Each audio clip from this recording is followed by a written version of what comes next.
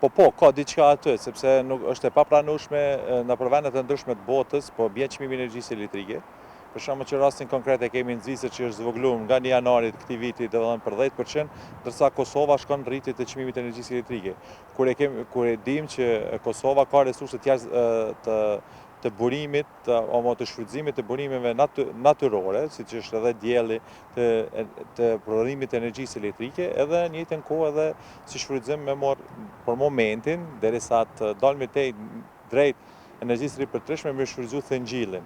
Dhe është shumë e papranueshme që qysh me këtë shpejtësi qeveria e Kosovës mori vendime të shpejta, pa e analizuar në mënyrë të mirëfillt analizën e kostove të cilat mund me ndiku.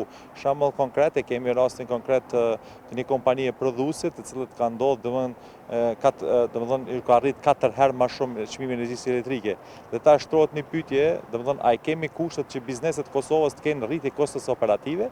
Jo, sepse ne ende jemi vendi më i varfër në rajon, në vendet e Ballkanit Perëndimor, dhe ne kemi interes që bizneset të kenë favore në Kosovë, sidomos ato prodhuese. E mos të kemë disfavore, që mund me ndiku drejt për drejt në rritjen e kostos së prodhimit të produkteve të tyre dhe ndikon drejt për drejt ndikon në rritjen e çmimit të atyre produkteve të cilat s'mund me qenë konkurrent në raport me konkurrencën në treg.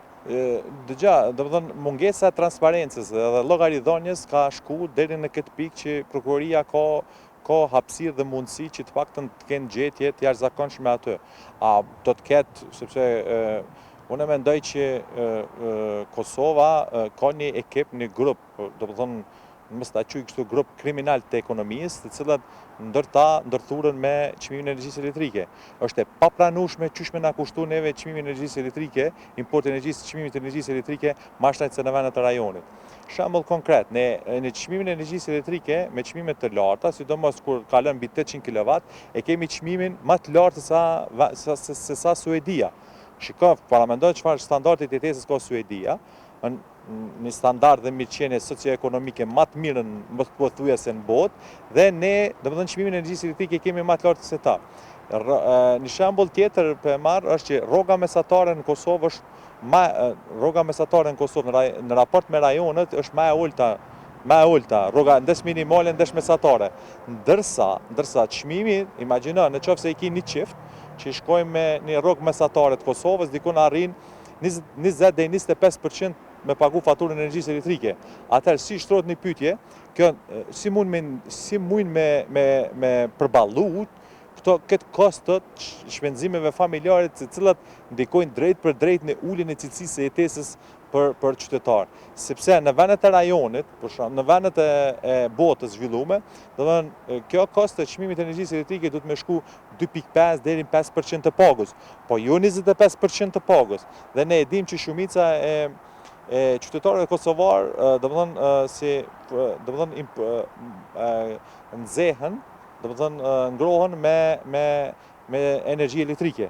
Dhe tash, a kanë alternativa të tjera? Nuk kanë alternativa të tjera, sepse edhe në qoftë se kanë alternativa të tjera, janë të dëmshme për shëndetin dhe për mjedisin e Kosovës. Po janë Transparency International i paraqet disa indikatorë të cilët e matë keqpërdorimin apo korrupsionin. Mungesë të transparencës dhe mungesë të llogaridhënies dhe mungesë, kur ki këto dy indikatorë që nuk jep llogaridhënie, leadershipi apo menaxhmenti i përfaqësuesve të KESKOS apo menaxhmenti i ZRE-s, konkretisht ZRE-ja ka marrë vendim në gjë të tillë, po unë nuk e lëm fajin ZRE-s, sa e lëm fajin leadershipit, sepse leadershipi propozon mu votu anëtarët e ZRE-s në Kuvendin e Kosovës. Dhe ka mungesa e transparencës dhe llogaridhënies janë pjesë e korrupsionit.